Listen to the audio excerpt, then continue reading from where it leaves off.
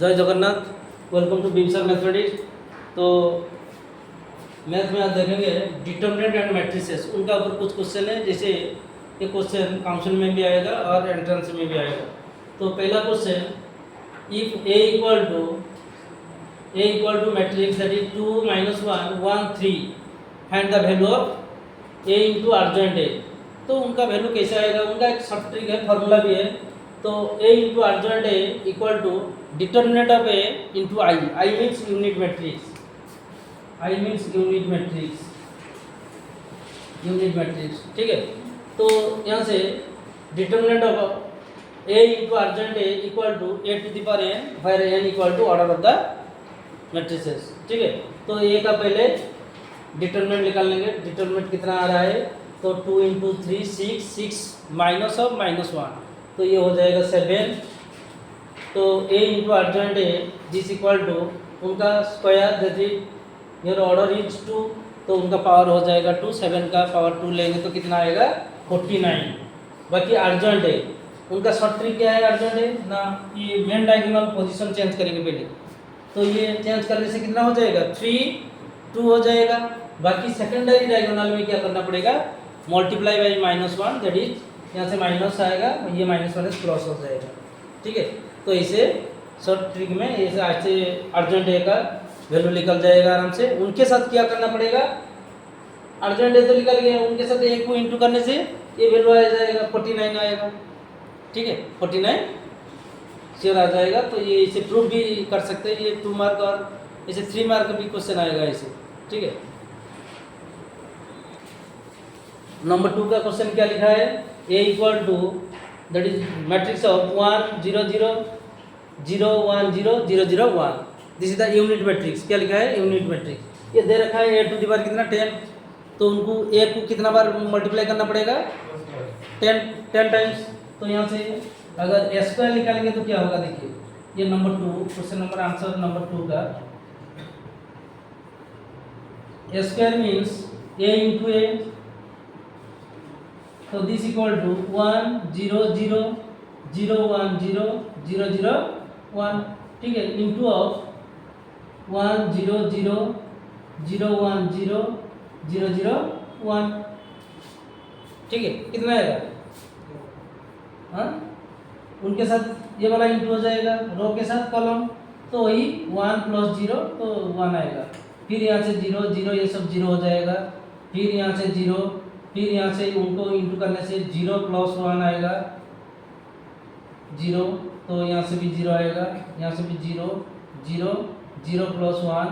ठीक है, ऐसे सब आएगा। कितना आ रहा है 1 0 0 0 1 0 0 0 1, वही एग्जैक्टली सेम नंबर आएगा। कोई भी यूनिट मैट्रिक्स दिया जाएगा, उनके साथ जितना टाइम भी हम मल्टीप्लाई करेंगे वही टर्म आएगा, वही यूनिट मैट्रिक्स आएगा। ठीक है, क्वेश्चन देख के ऐसे बार बार ऐसे मल्टीप्लाई करना नहीं पड़ेगा, क्योंकि 1 टाइम मल्टीप्लाई करने से वही नंबर आ रहा है। मतलब ए टू दी पावर अगर 10 हो जाए, जितना भी हो जाए 110 जितना भी मिलेगा वही नंबर आएगा, वही मैट्रिक्स बन जाएगा। ठीक है, अगर ए का यूनिट मैट्रिक्स दिया जाएगा तो इसे यूनिट मैट्रिक्स ही आएगा। ठीक है, समझ में आ रहा है। तो इसे क्वेश्चन शॉर्ट क्वेश्चन में आएगा, तो उनको देख के, तो अगर यूनिट मैट्रिक्स दे रखा है तो जितना टाइम दिया जाएगा ऐसे मल्टीप्लाई ना करके भी हम उनका आंसर लिख पाएंगे, क्योंकि यूनिट मैट्रिक्स के साथ जितना भी यूनिट मैट्रिक्स मल्टीप्लाई करेंगे वही आंसर आएगा। ठीक है, तो आंसर आ गया कितना 1 0 0 1 0 1, तो यहाँ से 0 0 1 वही आंसर आएगा। ठीक है। तो ये नेक्स्ट क्वेश्चन नंबर 3 का लिखा है ए इक्वल टू 1 1 1 1 1 1 1 1 1, सब 1 है। तो उनका कितना वैल्यू चाहिए, ए टू द पावर 10। ठीक है, तो ये बीट नंबर 3 का answer a equal to given that 1 1 1 1 1 1 1 1 1। ठीक है, तो पहले हम देखेंगे ए स्क्वायर का वैल्यू कितना आएगा। ठीक है, ए स्क्वायर का वैल्यू कितना आएगा, तो ए इंटू ए 1 1 1 1 1 1 1 1 1 1 1 1 1 1 1 1 1 1, ठीक है। तो इंटू करेंगे यहाँ से पहले, तो इंटू करने कितना आएगा 1 इंटू 1 इंटू 1, तो 3 हो जाएगा। अरे 1 प्लस 1 प्लस 1 उतना ही आएगा कि नहीं, रो इंटू कॉलम, तो 3 आएगा। फिर यहाँ से 3, यहाँ से 3 3 3, ये सब 3 आएगा, ठीक है। 1 प्लस 1 ये सब 3 आ जाएगा, ठीक है। तो इसे अगर ए क्यू निकालेंगे तो क्या होगा, ए क्यू 1 1 ए इंटू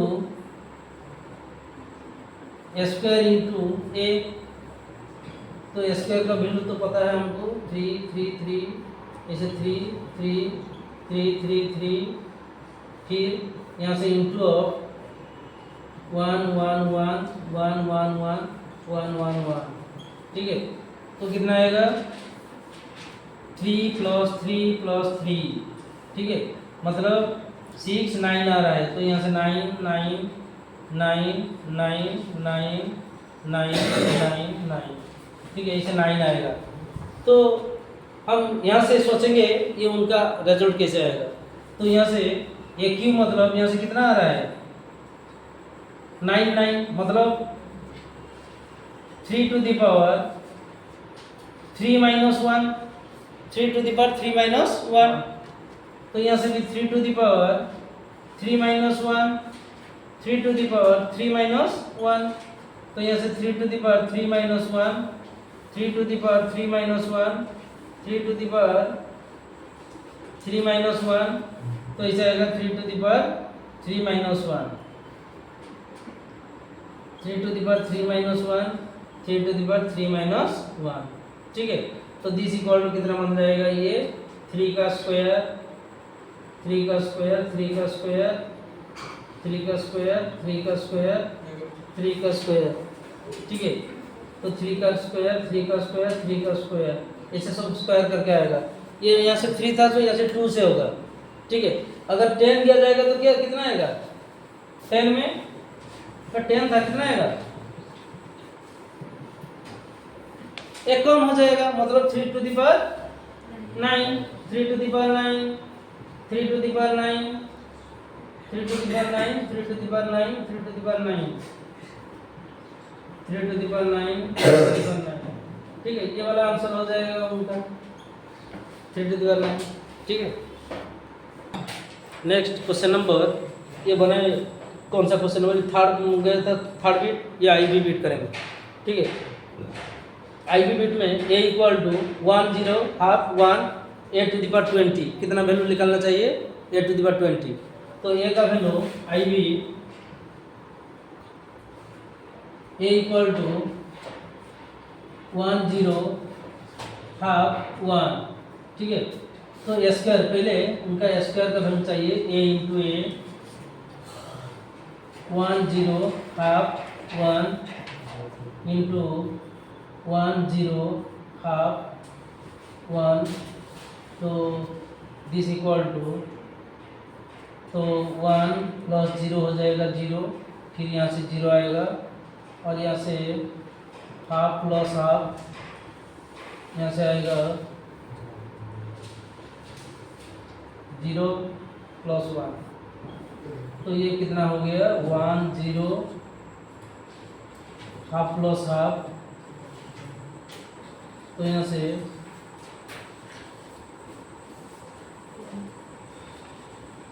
2 इंटू हाफ लिखेंगे, 2 इंटू हाफ, तो यहाँ से 1 आएगा।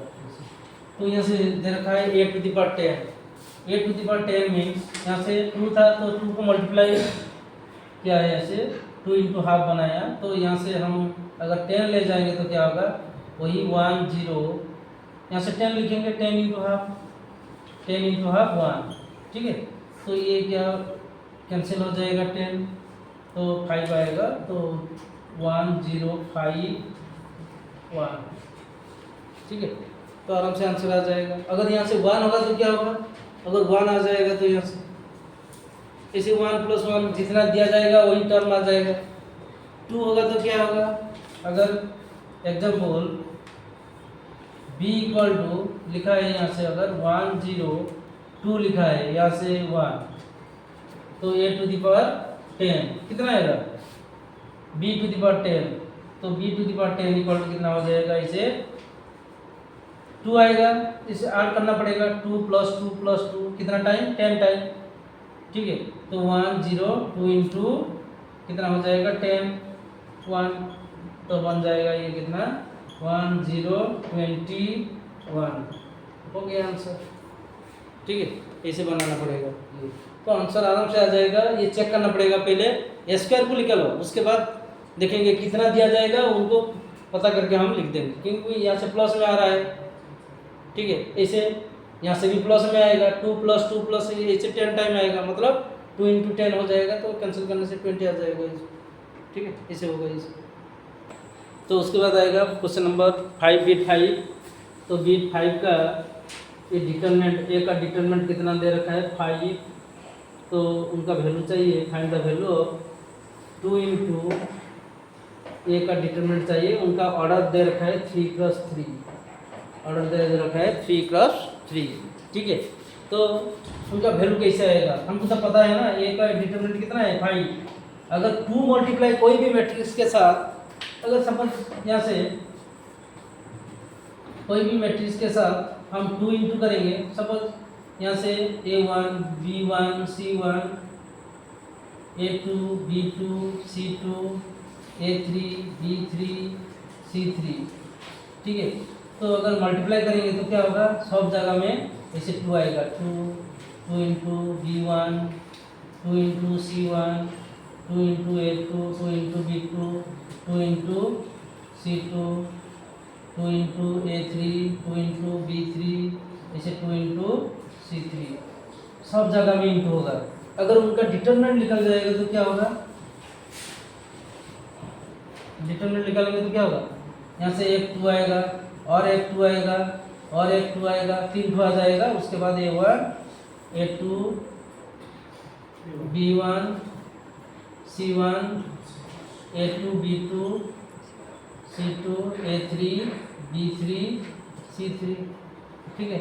ऐसे उनका भी मैट्रिक्स क्या होगा कि 2 टू द पावर 3 इंटू 8, मतलब यहाँ से 8 इंटू ये वाला 5, तो आएगा 40। समझ में आ रहा है।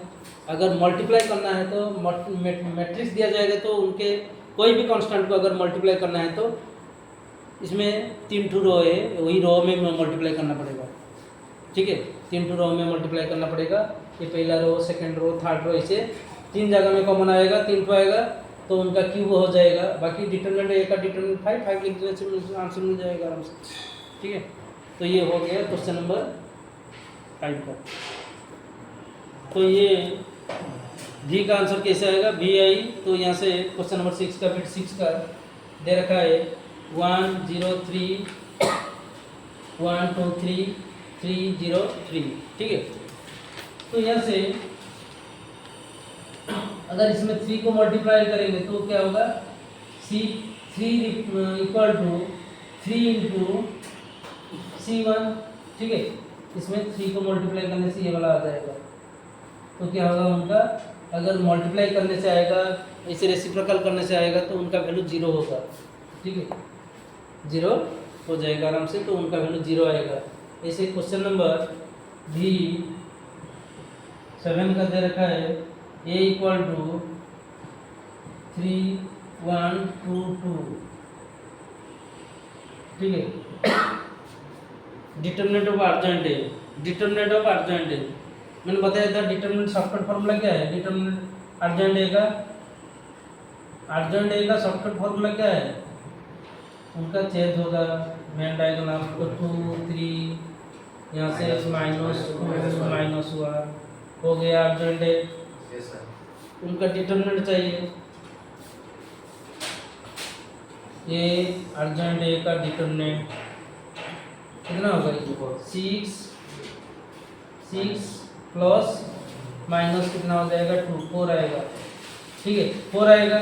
अगर इनका फॉर्मूला भी है A adjoint A determinant equal to A का determinant to the power n-1, n equal to order, A का डिटरमिनेंट कितना आएगा, ए का डिटरमिनेंट 6 - 2 वही 4 आएगा, तो 4 टू द पावर यहाँ से फॉर्मूला हिसाब से 4 टू द पावर 2 माइनस 1 तो वही 4 आ जाएगा। ना निकालने से भी आंसर मिल जाएगा। उनका फॉर्मूला ये वाला फॉर्मूला है, लिख लो थोड़ा सा,